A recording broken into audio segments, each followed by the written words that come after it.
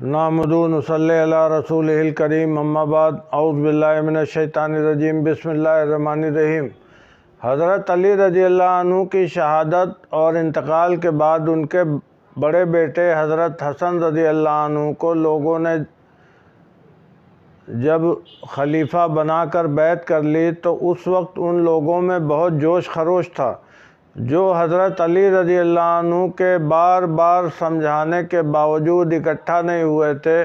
وہی لوگ دوبارہ اہل بیت کی محبت پچھتاوے کے طور پر ابھر آئی۔ صرف کوفہ سے 40,000 کا لشکر اکٹھا ہو چکا تھا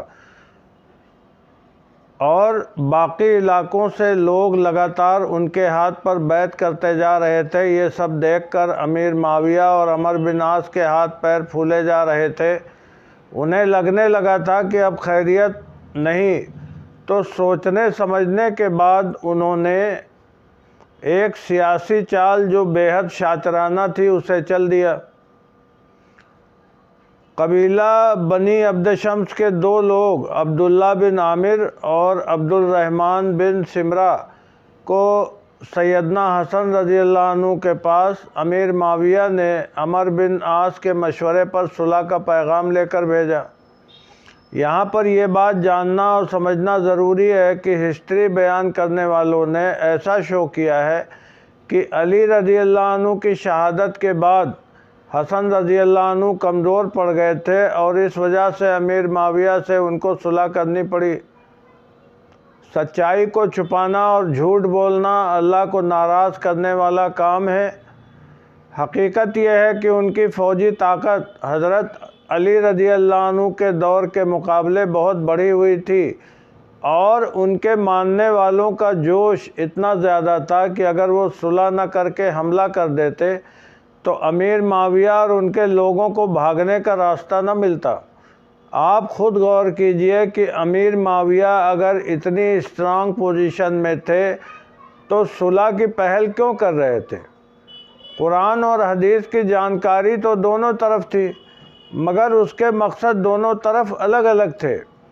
حضرت حسن رضی اللہ عنہ کو قرآن میں اللہ کا فرمان معلوم تھا کہ اگر تمہارے مقابلے کافر بھی صلح کی ریکویسٹ کرے تو اس کو ایک موقع دو، لہٰذا اپنے والد کی طرح سیدنا حسن رضی اللہ عنہ بھی اللہ کے حکم و سنت رسول صلی اللہ علیہ وسلم کی پابندی کرنے کے پابند تھے، جبکہ دوسری طرف صرف دین کی جانکاری تھی جس کے ذریعے ان لوگوں نے اندازہ پہلے ہی لگا لیا تھا کہ حسن رضی اللہ عنہ انکار نہیں کریں گے، اور امیر معاویہ عمرو بن عاص اسی کو بیس بنا کر ایموشنل کر کے ان سے اپنی جان چھڑانا اور سیاسی فائدہ اٹھانا آگے چل کر چاہتے تھے۔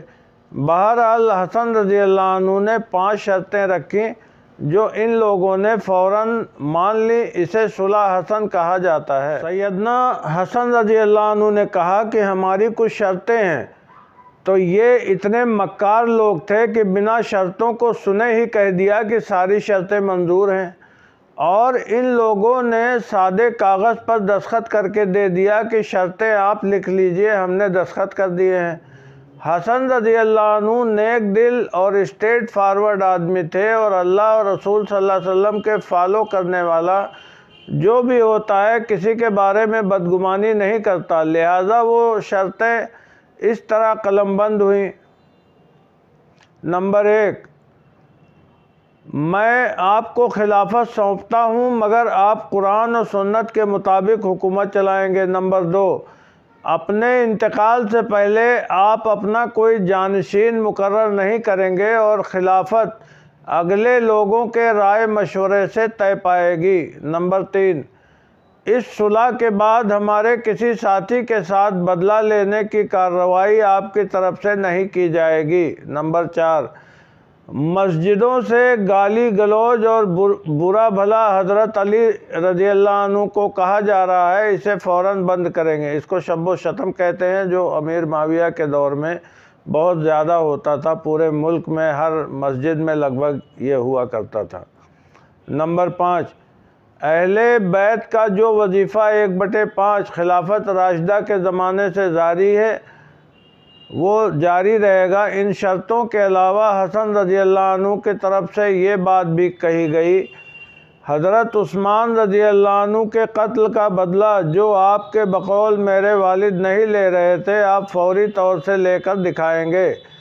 تاریخ گواہ ہے کہ شرط نمبر 5 یعنی مال غنیمت کے بارے میں، اس کے علاوہ اور کوئی شرط امیر معاویہ نے کبھی پوری نہ کی، اور حضرت عثمان رضی اللہ عنہ کے قتل کا قصاص لینا تو دور کی بات ہے، صلح حسن کے بعد امیر معاویہ نے دوبارہ کبھی یہ مدعا اٹھایا ہی نہیں۔ ظاہر ہے کہ ان کو اس میں کوئی دلچسپی پہلے بھی نہیں تھی اور ابھی بھی نہیں تھی، اور سیاسی فائدہ اٹھانے کے لیے ہی وہ یہ راگ الاپتے تھے، قصاص قصاص۔ ان کی بدعہدی اور برے کرتوت جاننے کے لیے کچھ حدیثیں پیش کی جاتی ہیں جن سے اس آدمی کے چہرے پر صحابی نام کا مکھوٹا بھی اتر جائے گا اور آپ کی بھی آنکھیں کھل جائیں گی۔ نمبر 1،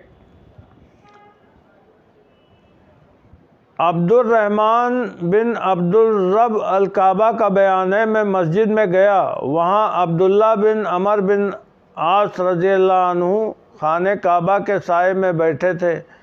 یہ امیر معاویہ کے ساتھی عمر بن عاص کے بیٹے ہیں اور لوگ ان کے پاس جمع تھے، میں بھی بیٹھ گیا۔ انہوں نے کہا، ایک سفر میں ہم نبی کریم صلی اللہ علیہ وسلم کے ساتھ تھے تو ایک جگہ اترے، اتنے میں نبی صلی اللہ علیہ وسلم کے پکارنے والے نے آواز دی، نماز کے لیے جمع ہو جاؤ۔ ہم سب آپ کے پاس جمع ہوئے۔ آپ صلی اللہ علیہ وسلم نے فرمایا، مجھ سے پہلے کوئی نبی ایسا نہیں گزرا جس پر ضروری نہ ہو اپنی امت کو جو بہتر بات اس کو معلوم ہو بتانا، اور جو بری بات ہو اس سے ڈرانا، اور تمہاری یہ امت اس کے پہلے حصے میں سلامتی اور آخری حصے میں بلا ہے، اور وہ باتیں ہیں جو تم کو بری لگیں گی، اور ایسے فتنے آئیں گے کہ ایک فتنہ دوسرے کو ہلکا اور پتلا کر دے گا، اور ایک فتنہ آئے گا تو مومن کہے گا اس میں میری تباہی ہے، پھر وہ جاتا رہے گا، اور دوسرا آئے گا، مومن کہے گا اس میں میری تباہی ہے، پھر جو کوئی چاہے جہنم سے بچے اور جنت میں جائے، اس کو چاہیے مرے اللہ تعالیٰ اور پچھلے دن پر یقین رکھ کر، اور لوگوں سے وہ سلوک کرے جیسا وہ چاہتا ہے کہ لوگ اس سے کریں، اور جو شخص کسی امام سے بیعت کرے اور اس کو اپنا ہاتھ دے دے اور دل سے نیت کرے اس کی تابع داری کی تو اس کی اطاعت کرے اگر طاقت ہو۔ اب اگر دوسرا امام اس سے لڑنے آئے تو اس کی گردن مارو۔ یہ حدیث سن کر میں عبداللہ رضی اللہ عنہ کے پاس گیا اور ان سے کہا، میں تم کو قسم دیتا ہوں اللہ کہ تم نے رسول صلی اللہ علیہ وسلم سے سنا ہے۔ انہوں نے اپنے کانوں اور دل کی طرف اشارہ کیا ہاتھ سے اور کہا، میرے کانوں نے سنا اور دل نے یاد رکھا۔ تو میں نے کہا، تمہارے چچا کے بیٹے معاویہ ہم کو حکم کرتے ہیں کہ ایک دوسرے کا مال ناحق کھانے کے لیے اور اپنی جانوں کو تباہ کرنے کے لیے، اور اللہ تعالیٰ فرماتا ہے، اے ایمان والو، اپنے اموال کو ناجائز طریقے سے نہ کھاؤ سوائے اس کے کہ ایسی تجارت ہو جو آپسی رضامندی سے کی جائے، اور نہ اپنی جانوں کو قتل کرو، بے شک اللہ تم پر رحم فرمانے والا ہے۔ یہ سن کر عبداللہ بن عمر بن عاص رضی اللہ عنہ تھوڑی دیر تک چپ رہے، پھر کہا، معاویہ کی اطاعت کرو اس کام میں جو اللہ کے حکم کے مطابق ہو، اور جو کام اللہ کے حکم کے خلاف ہو اس میں معاویہ کا کہنا نہ مانو۔ یہ حدیث ہے صحیح مسلم کی، جس کا نمبر ہے 4776۔ اب یہ تو ظاہر ہے کہ امیر معاویہ قرآن و سنت کے مطابق حکومت چلا رہے ہوتے تو ایک تابعی کو ایک صحابی کو کراس کوشچن کر کے ٹوکنا نہ پڑتا اور گراؤنڈ ریئلٹی بیان نہ کرنی پڑتی کہ کس طریقے سے حکومت چل رہی ہے۔ نمبر 2، ساری دنیا جانتی ہے کہ ولی عہد نہ بنانے کا ایگریمنٹ کرنے کے باوجود انتقال سے 4 سال پہلے مغیرہ ابن شعبہ کے مشورے سے اپنے بیٹے یزید کو ولی عہد بنایا اور تلوار کے زور پر اس کی بیعت لینے کی کوشش امیر معاویہ کرتے رہے۔ اس کی ایک جھلک حدیث کی شکل میں دیکھیے۔ یوسف بن محق نے بیان کیا، مروان کو معاویہ نے حجاز کا گورنر بنایا تھا۔ اس نے ایک موقع پر خطبہ دیا اور خطبے میں یزید بن معاویہ کا بار بار ذکر کیا تاکہ اس کے والد کے بعد اس سے لوگ بیعت کریں۔ اس پر عبد الرحمن بن ابو بکر رضی اللہ عنہ نے اعتراض میں کچھ فرمایا۔ مروان نے کہا، اسے پکڑ لو۔ وہ اپنی بہن سیدہ عائشہ رضی اللہ عنہ کے گھر میں چلے گئے تو وہ لوگ پکڑ نہ سکے۔ اس پر مروان بولا کہ اس شخص پر قرآن کی یہ آیت نازل ہوئی تھی۔ اس شخص نے کہا اپنے ماں باپ سے کہ تف ہے تم پر، کیا تم مجھے خبر دیتے ہو؟ اس پر عائشہ رضی اللہ عنہ نے کہا، ہمارے آل ابی بکر کے بارے میں اللہ تعالیٰ نے کوئی آیت نازل نہیں کی، بلکہ تہمت سے میری برات ضرور نازل کی۔ بخاری 4827۔ اس حدیث سے ایک بات یہ معلوم ہوتی ہے کہ امیر معاویہ صلح حسن رضی اللہ عنہ کے خلاف جا کر یزید کو ولی عہد بنانے کی کوشش کر رہے تھے۔ یہ دوسری بات یہ معلوم ہوتی ہے کہ انہیں مسجد نبوی کے اندر نبی کریم صلی اللہ علیہ وسلم کی بیوہ بیوی رضی اللہ عنہ کا کوئی لحاظ نہ تھا، اور ان کے چیلے اور چمچے اپنی اوقات اور حد سے باہر جا کر بدتمیزی، بے ادبی اور غنڈہ گردی کر کے ہیرسمنٹ پھیلا رہے تھے، جس کی اجازت امیر معاویہ نے ان سب کو دے رکھی تھی، کیونکہ یہ تو صرف ایک نمونہ ہے، ہر جگہ یہی کچھ ہو رہا تھا۔ نمبر 3، سیدنا علی رضی اللہ عنہ اور حسن رضی اللہ عنہ کے خاص لوگوں کا قتل عام کرایا جا رہا تھا۔ مثال کے طور پر حجر بن عدی، ان کو معمولی سی بات پر قتل کر دیا گیا۔ حجر بن عدی کو امیر معاویہ نے یہ کہا تھا کہ شب و شتم کرو، یعنی حضرت علی رضی اللہ عنہ پہ لعنت کرو، تو انہوں نے انکار کر دیا تھا۔ اس پر معاویہ نے اور ان کے لوگوں نے ان کو دھمکی دی کہ زندہ دفن کر دیے جاؤ گے، تمہارے دونوں بیٹے بھی دفن کر دیے جائیں گے، لیکن وہ اڑ گئے اس بات پہ، چاہے کچھ بھی ہو جائے، جان چلی جائے، مگر ہم شب و شتم یعنی ان کو برا بھلا کہنے سے بالکل مجبور ہیں اور یہ ہم نہیں کر سکتے، تو بعد میں ان کو زندہ دفن کرا دیا گیا تھا۔ حجر بن عدی۔ نمبر 3۔ نمبر 4، حضرت سہل بن سعد رضی اللہ عنہ فرماتے ہیں کہ مروان کی اولاد میں سے ایک شخص حاکم ہوا تو اس نے مجھے بلایا اور سیدنا علی رضی اللہ عنہ کو گالی دینے کا حکم کیا۔ میں نے انکار کیا تو وہ شخص بولا کہ اگر تو گالی دینے سے انکار کرتا ہے تو یہ کہہ کہ ابو تراب پر اللہ کی لعنت ہو۔ تو میں نے کہا انہیں اس سے زیادہ کوئی نام پسند نہیں تھا اور وہ اس نام کے ساتھ پکارنے والے شخص سے خوش ہوتے تھے۔ وہ شخص بولا کہ اس کا قصہ بیان کرو۔ یہ حدیث ہے، صحیح مسلم کا حصہ ہے 6229۔ ابو تراب نبی کریم صلی اللہ علیہ وسلم اکثر علی رضی اللہ عنہ کو پیار سے پکارتے تھے۔ دھیان رہے یہ واقعہ جو حدیث میں بیان ہوا وہ سیدنا علی رضی اللہ عنہ کے انتقال کے بعد کا ہے۔ اس کے علاوہ عامر بن سعد بن عامر بن سعد بن ابی وقاص رضی اللہ عنہ کہتے ہیں، یہ عشرہ مبشرہ صحابی ہیں، کہ معاویہ بن سفیان نے ان کے والد سیدنا سعد بن ابی وقاص رضی اللہ عنہ جو عشرہ مبشرہ صحابی ہیں کو حکم دیا، کہا آپ کو اس سے کیا چیز روکتی ہے کہ آپ ابو تراب یعنی علی رضی اللہ عنہ کو برا کہیں؟ انہوں نے جواب دیا کہ جب تک مجھے وہ 3 باتیں یاد ہیں میں ہرگز انہیں برا نہ کہوں گا۔ ان میں سے کوئی ایک بات بھی میرے لیے ہو تو وہ مجھے سرخ اونٹوں سے زیادہ پسند ہوگی۔ میں نے رسول صلی اللہ علیہ وسلم سے سنا تھا، آپ ان سے اس وقت کہہ رہے تھے جب آپ صلی اللہ علیہ وسلم ایک جنگ میں ان کو پیچھے چھوڑ کر جا رہے تھے اور علی رضی اللہ عنہ نے ان سے کہا تھا اللہ کے رسول آپ مجھے عورتوں اور بچوں میں پیچھے چھوڑ کر جا رہے ہیں، تو آپ صلی اللہ علیہ وسلم نے فرمایا تمہیں یہ پسند نہیں کہ تمہارا میرے ساتھ وہی مقام ہو جو حضرت ہارون علیہ السلام کا موسیٰ علیہ السلام کے ساتھ تھا، مگر یہ کہ میرے بعد نبوت نہیں ہے۔ اسی طرح خیبر کے دن میں نے آپ صلی اللہ علیہ وسلم کو یہ کہتے ہوئے سنا، اب میں جھنڈا اس شخص کو دوں گا جو اللہ اس کے رسول سے محبت کرتا ہے اور اللہ اس کے رسول اس سے محبت کرتے ہیں۔ کہا پھر ہم نے اس بات کے لیے اپنی گردنیں اٹھا کر دیکھا تو رسول صلی اللہ علیہ وسلم نے فرمایا علی کو میرے پاس بلاؤ۔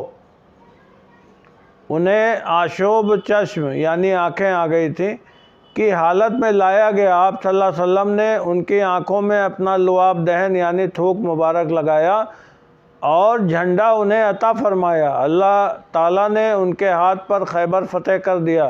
اس کے بعد حضرت سعد بن ابی وقاص رضی اللہ عنہ نے سورہ آل عمران آیت نمبر 61 پڑھی جو مباہلہ کے بارے میں، اور کہا اس موقع پر رسول صلی اللہ علیہ وسلم نے علی رضی اللہ عنہ، فاطمہ رضی اللہ عنہ، حسن رضی اللہ عنہ، حسین رضی اللہ عنہ کو بلایا اور فرمایا اے اللہ یہ میرے گھر والے ہیں۔ صحیح مسلم حدیث نمبر 6220۔ میں نے 2 حدیثیں ریفرنس کے ساتھ بیان کی ہیں۔ شب و شتم کے بارے میں بے شمار حدیثیں ہیں اور کہاں تک بیان کریں، دل روتا ہے، دماغ کام نہیں کرتا کہ آخر امیر معاویہ اس طرح کی گندی حرکتیں بے شرمی کے ساتھ کیوں کرتے تھے۔ ایک ہی بات سمجھ میں آتی ہے کہ یہ آدمی انفیریارٹی کمپلیکس میں مبتلا رہے ہوں گے یا دماغی مریض رہے ہوں گے، جس میں کسی طرح کی اسلامی تہذیب تو ہرگز نہیں تھی۔ دوسری بات یہ بھی تھی کہ ان کا مقصد اہل بیت کو تکلیف دینا اور مینٹل ٹارچر کرنا اور اس طرح گالی گلوچ کر کے یہ پتہ لگانا کہ کس کو برا لگا، پھر ایسے لوگوں کو یا قتل کرنا یا اسی طرح کی سخت سزا دینا یا ان کی زمین جائیداد ہڑپنا، مال لوٹنا، یہی سب ان کے مقصد تھے۔ اس طرح شب و شتم کا سلسلہ چلتا رہا، یعنی 41 ہجری سے 99 ہجری تک صلح حسن کی شرط نمبر 4 کے خلاف۔ وہ تو اللہ بھلا کرے حضرت عمر بن عبدالعزیز رضی اللہ عنہ کا جو ہوئے تو امیر معاویہ کے ہی خاندان میں، مگر اتنے نیک اور اچھے کہ انہیں 6واں خلیفہ راشد اور عمر سیکنڈ بھی کہا جاتا ہے۔ انہوں نے 99 ہجری میں خلافت سنبھالتے ہی یہ بیہودہ طریقہ بند کرایا۔ ان لوگوں کے کالے کرتوتوں کی تعداد بہت ہے اور 2 اور مثالیں پیش ہیں۔ عبداللہ بن عمر رضی اللہ عنہ، حضرت عمر رضی اللہ عنہ کے بیٹے نے بیان کیا، میں حفصہ رضی اللہ عنہ ان کی بہن اور نبی صلی اللہ علیہ وسلم کی بیوی کے پاس گیا۔ میں نے ان سے کہا کہ تم دیکھتی ہو کہ لوگوں نے کیا کیا اور مجھے تو کچھ بھی حکومت نہیں ملی۔ حفصہ رضی اللہ عنہ نے کہا مسلمانوں کے مجمع میں جاؤ، لوگ تمہارا انتظار کر رہے ہیں، کہیں ایسا نہ ہو تمہارا موقع پر نہ پہنچنا زیادہ پھوٹ کی وجہ نہ بن جائے۔ ان کے کہنے پر وہ مسجد نبوی میں گئے۔ پھر جب لوگ وہاں سے چلے گئے، معاویہ نے خطبہ دیا اور کہا خلافت کے مسئلے پر جسے گفتگو کرنی ہو ذرا اپنا سر تو اٹھائے، یقیناً ہم اس سے زیادہ خلافت کے حقدار ہیں اور اس کے باپ سے بھی زیادہ۔ حبیب بن مسلم رضی اللہ عنہ نے کہا آپ نے وہیں اس کا جواب کیوں نہ دیا؟ ابن عمر رضی اللہ عنہ نے کہا میں جواب دینے کو تیار ہوا اور ارادہ کر چکا تھا کہ ان سے کہوں کہ تم سے زیادہ خلافت کا حقدار وہ ہے جس نے تم سے تمہارے باپ سے اسلام کے لیے جنگ کی تھی، لیکن پھر میں ڈرا کہ کہیں میری اس بات سے مسلمانوں میں اختلاف بڑھ نہ جائے اور خون ریزی نہ ہو جائے اور میری بات کا مطلب میری منشا کے خلاف نہ لیا جانے لگے۔ اس کے بجائے مجھے جنت کی وہ نعمتیں یاد آ گئیں جو اللہ تعالیٰ نے صبر کرنے والوں کے لیے جنت میں تیار کر رکھی ہیں۔ حبیب بن مسلم رضی اللہ عنہ نے کہا، اچھا ہوا آپ محفوظ رہے اور بچا لیے گئے، آفت میں نہیں پڑے۔ صحیح بخاری حدیث نمبر 4108۔ اس حدیث پر غور کرنے سے کئی باتیں سمجھ میں آتی ہیں۔ پہلی بات یہ کہ امیر معاویہ نے ڈر اور خوف کا زبردست ماحول ایسا بنا دیا تھا کہ بڑے بڑے صحابی مجبور اور بے بس ہو کر صرف من میں کوستے رہتے تھے اور اپنی جان اور عزت آبرو پر انہیں ہر وقت خطرہ منڈراتا ہوا دکھتا تھا، اور جاننا چاہیے کہ یہ ماحول ایک مقصد کے تحت امیر معاویہ کے حکم پر بنایا گیا۔ دوسری بات یہ کہ یہ لوگ انتہا درجے کے احسان فراموش اور موقع پرست لوگ تھے۔ جاننا چاہیے کہ حضرت عمر رضی اللہ عنہ کے سامنے امیر معاویہ کے باپ ابو سفیان بہت روئے گڑگڑائے تھے، تو ترس کھا کر انہوں نے معاویہ کو ملک شام کا گورنر بنا دیا تھا۔ وہی شخص آج حضرت عمر رضی اللہ عنہ کی شان میں گستاخیاں کر رہا تھا، وہ بھی بے شرمی کے ساتھ ان کے بیٹے کے سامنے۔ کتنے افسوس کی بات ہے۔ دوسری جو بہت اہم بات ہے کہ ان لوگوں نے نبی کریم صلی اللہ علیہ وسلم کی سنتوں پر بڑے حملے کیے۔ نماز میں ان کے مقرر کیے ہوئے امام نہ تو تکبیر کہتے، نہ رکوع سجدہ میں کچھ بولتے، گونگوں کی طرح نماز پڑھا دیا کرتے۔ نماز سے پہلے ممبروں پر علی رضی اللہ عنہ کو گالیاں بکنے میں اتنی دیر کر دیتے کہ نماز قضا ہو جاتی۔ پھر جب وقت نہ رہتا تو بھی ظہر کی نماز کئی بار عصر کے وقت پڑھاتے۔ اس کے علاوہ زکوٰۃ وصولنے میں جو ریٹ 2.5% ہے، اس کے بجائے منمانے طریقے سے لوٹ کھسوٹ ان کے کارندے کرتے۔ اسی طرح حج کی بہت سی سنتیں بدل ڈالیں ان لوگوں نے۔ کل ملا کر دین کا مذاق و تماشا ان لوگوں نے اس دور میں بنا دیا تھا۔ حدیث سن لیجئے۔ سعید بن زبیر بیان کرتے ہیں کہ میں حضرت ابن عباس رضی اللہ عنہ کے ساتھ عرفات میں تھا۔ وہ فرمانے لگے، کیا وجہ ہے کہ میں لوگوں کو لبیک پکارتے نہیں سنتا؟ میں نے کہا، وہ حضرت معاویہ سے ڈرتے ہیں۔ حضرت ابن عباس رضی اللہ عنہ نے خیمے سے نکل کر بلند آواز سے پکارا، لبیک اللہم لبیک، لبیک لا شریک لک لبیک، ان الحمد والنعمت۔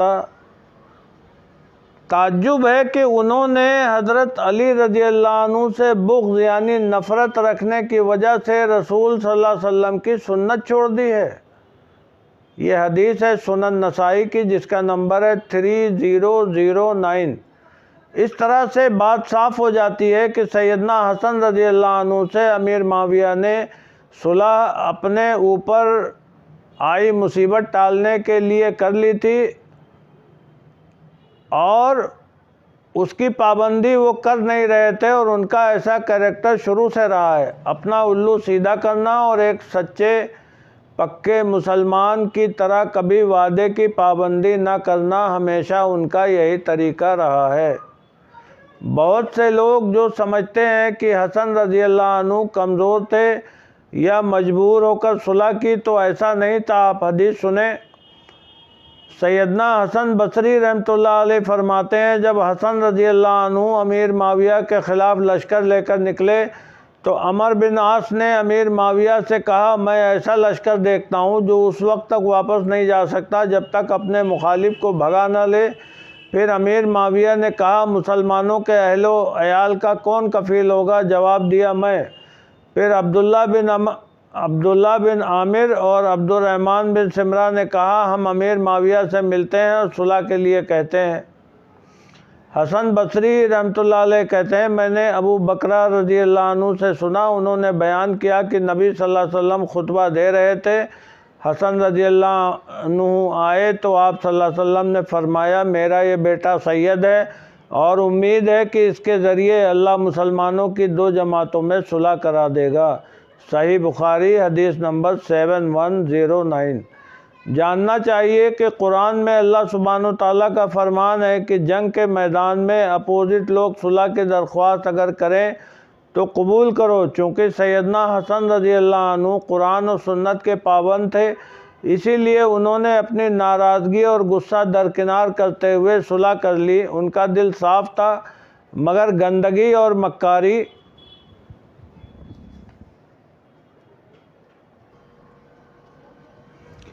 امیر معاویہ کے دل میں تھی۔ حسن رضی اللہ عنہ بہت نرم طبیعت کے انسان تھے۔ ان کی سوچ یہ تھی کہ دونوں طرف مسلمان ناحق مارے جا رہے تھے اور آگے بھی مارے جاتے رہیں گے، لہٰذا بھلے خلافت میری نہ رہے، کم سے کم یہ سلسلہ تو رکے۔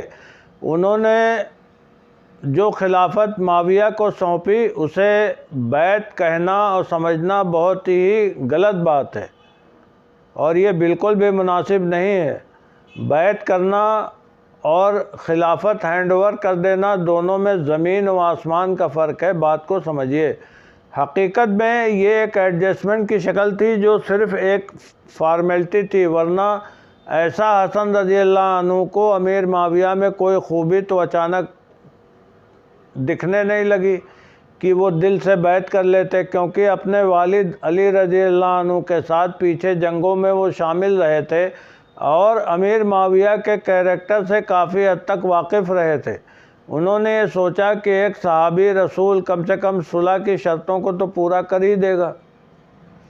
جو حسن رضی اللہ عنہ کا اندازہ بالکل غلط ثابت ہو رہا تھا۔ اس صلح کے بعد حسن رضی اللہ عنہ مدینہ چلے گئے اور ایکٹیو پالیٹکس سے دوری بنا کر اللہ سبحانہ و تعالیٰ کی عبادت میں مشغول رہے۔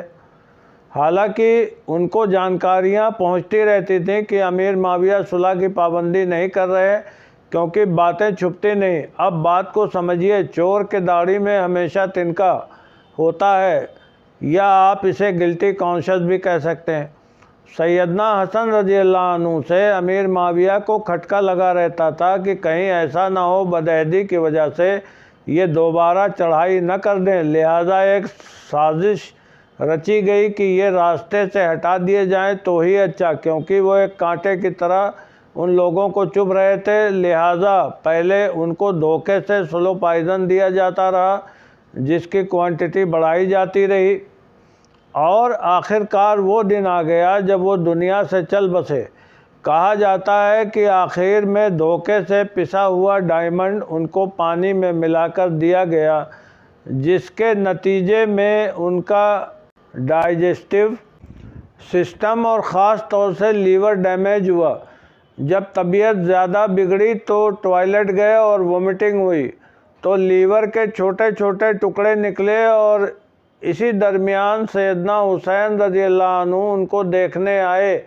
اپنے بھائی کا یہ حال دیکھ کر صدمے، رنج اور افسوس کے ساتھ بے حد غصے میں تھے، اور بار بار بڑے بھائی سے ایک ہی سوال پوچھتے رہے کہ آپ کا یہ حال کس نے کیا؟ جواب دیا گیا کہ مجھے معلوم ہے یہ کن لوگوں کا کام ہے، مگر میرے پاس ثبوت نہیں ہے، اس لیے میں تم کو روکتا ہوں کہ بدلے کی کارروائی نہ کرنا، اور میں اللہ پر معاملہ چھوڑتا ہوں۔ آپ دیکھ لیجئے کہ جان بدن سے جدا ہو رہی ہے، مگر تقوی و پرہیزگاری کا دامن سیدنا حسن رضی اللہ عنہ نے جاتے جاتے بھی نہیں چھوڑا۔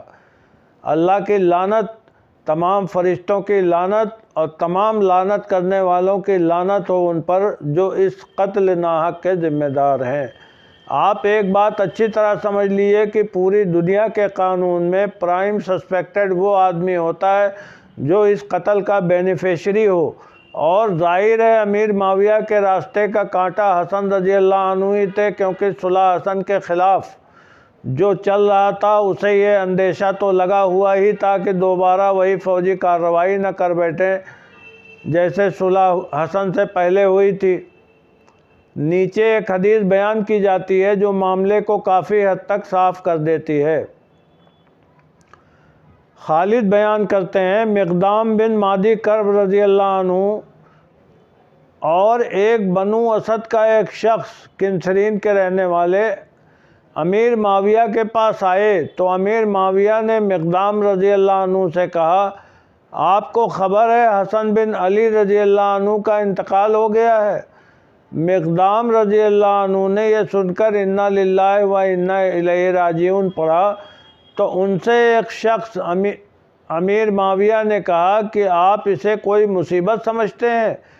انہوں نے جواب دیا کہ میں اسے مصیبت کیوں نہ سمجھوں کہ رسول صلی اللہ علیہ وسلم نے انہیں اپنی گود میں بٹھایا، فرمایا یہ میرے مشابہ ہے اور حسین علی کے مشابہ۔ یہ سن کر اسدی نے کہا وہ ایک انگارہ تھا جسے اللہ نے بجھا دیا، تو مقدام رضی اللہ عنہ نے کہا آج میں آپ کو ناپسندیدہ بات سنائے اور ناراض کیے بنا نہیں رہ سکتا۔ پھر انہوں نے کہا معاویہ اگر میں سچ کہوں تو میری تصدیق کریں اور اگر میں جھوٹ کہوں تو جھٹلا دیں۔ معاویہ بولے میں ایسا ہی کروں گا۔ اس کے بعد مقدام رضی اللہ عنہ نے اللہ کا واسطہ دے کر پوچھا کیا آپ کو معلوم ہے رسول صلی اللہ علیہ وسلم نے سونا پہننے سے مرد کو منع فرمایا ہے؟ معاویہ نے کہا ہاں۔ پھر پوچھا رسول صلی اللہ علیہ وسلم نے ریشمی کپڑا پہننے سے منع فرمایا ہے؟ معاویہ نے کہا ہاں معلوم ہے۔ پھر پوچھا رسول صلی اللہ علیہ وسلم نے درندوں کی کھال پہننے اور اس پر سوار ہونے سے منع فرمایا ہے؟ کہا ہاں معلوم ہے۔ اس پر مقدام رضی اللہ عنہ نے کہا قسم اللہ کی یہ ساری چیزیں آپ کے گھر میں دیکھ رہا ہوں۔ تو معاویہ نے کہا مقدام مجھے معلوم تھا کہ میں تمہاری نکتہ چینی سے بچ نہ سکوں گا۔ خالد کہتے ہیں پھر معاویہ نے مقدام رضی اللہ عنہ کو اتنا مال دینے کو کہا جتنا ان کے اور دونوں ساتھیوں کو نہیں دیا تھا، اور ان کے بیٹے کا حصہ 200 والوں میں مقرر کیا۔ مقدام رضی اللہ عنہ نے وہ سارا مال اپنے ساتھیوں میں بانٹ دیا، خود کچھ نہ لیا۔ یہ حدیث ہے سنن ابو داؤد جس کا نمبر ہے 4131۔